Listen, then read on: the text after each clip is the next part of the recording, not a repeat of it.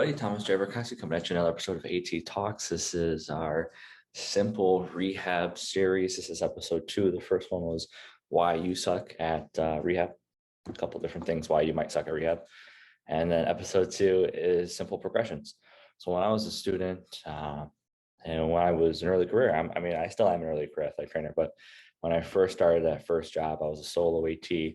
And definitely as I was a student and I was doing my internship, I was doing my clinical rotations in the high school, I struggled with progressions. And I had a phenomenal preceptor at Plainfield South High School, Brian Beck, who really broke it down very simple for me. And I was able to use that knowledge until this day. And it has helped me a lot. So I'm just going to take his knowledge and I'm going to add a couple things to it and I'm gonna give it to you. So simple progressions. Number 1. Reps. You can increase the reps. All you gotta do. If you're doing 3 sets of 10, 3 sets of 15. There you go. You just made it harder. If you're doing 3 sets of 12, 3 sets of 15, 3 sets of 15, 3 sets of 20. Say they're doing single leg balance for 15 seconds. Okay, 20 seconds, 30 seconds. Say they're doing a farmer walk, farmer carry, 15 feet. They're going to pick up a weight. They're going to walk 15 feet. Okay, tomorrow you're going to walk 20 feet. Next week you're going to walk 25 feet. So just reps or distance. Number 2 is resistance. All you have to do is increase the resistance. So if you're doing a long arc quad and it's just against gravity, it's just their body weight. Okay, let's put one of those 2-pound weights on there. Let's put one of those 3, 4, 5-pound weights on there. You're going to do it with more resistance. They're doing air squats. Okay, well now they're going to hold something. They're going to hold 5 pounds, like a goblet squat. Or you put a barbell on their back, or a dumbbell, or a kettlebell, or anything that has weight, a backpack. One of your anatomy and phys books that are 700 pages deep. The third thing you can do is frequency. So instead of just training with me 1 time a day, 15 minutes before practice, you're going to do this with me before practice, and you're going to do this before you go to bed. So instead of doing the 5 exercise, 3 sets of 10, 1 time a day, you're going to do it twice a day. So now you just doubled your frequency.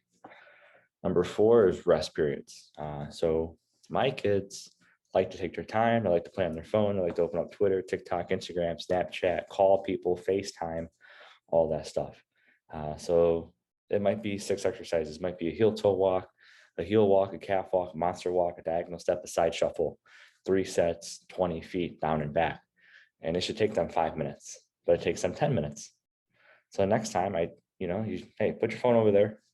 I want you to do these 6 exercises down and back in 8 minutes. So I just, decrease the rest between the sets because they might do a set, take a minute, play on their phone. Okay, well now we're going to change that minute rest to 45 seconds. And then if they get better, we're going to make it 30 seconds, et cetera, et cetera. And, if they're simple exercises, they can just go one after the other. They don't need a rest period. If they're walking heel toe walks and they're doing a calf walk and heel walk, you don't need the rest. It's just walking. It's very simple to do, very easy. Another thing you can do is tempo. You can change the tempo.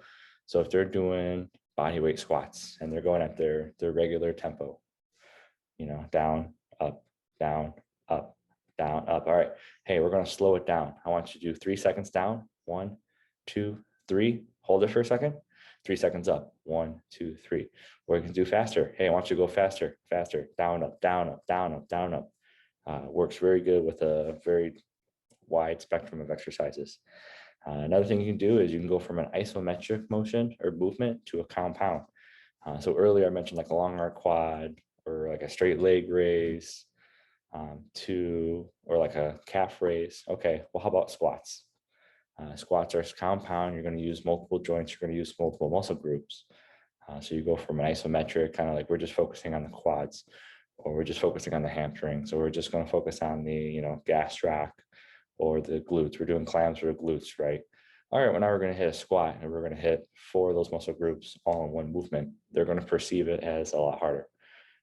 So just right there is just some very, very simple ways that you can simply progress an exercise.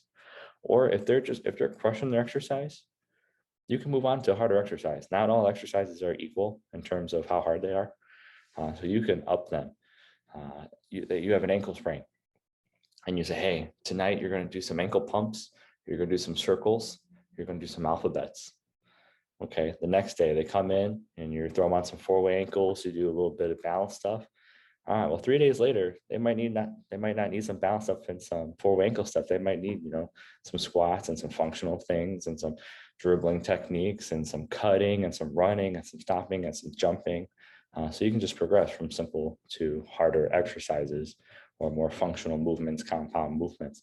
But hope you'd enjoy it. There's a couple ways that you can increase your stuff. Just a quick review. We'll do more reps or further distance. You can increase resistance. Oh, you can also increase range of motion. So if they're doing like a partial squat, I'm just doing a little squat. Okay, a couple of days later, they're feeling better, they're feeling stronger. Get a little further, get a little further. Go to depth, go to what their body is capable. You can increase range of motion. Totally forgot about range of motion. You can increase your frequency. You're going to do this twice a day. You're going to do it 3 times a day. You're going to do it 5 times a week. You're going to do it 10 times a week, whatever. You can change the tempos. You can mess with that. You can slow it down. You can speed things up. And you can just go from a simple isometric exercise to a more advanced compound exercise. All right. Have a great day, everybody. Enjoy the week. I'll see you back for episode 3 next week.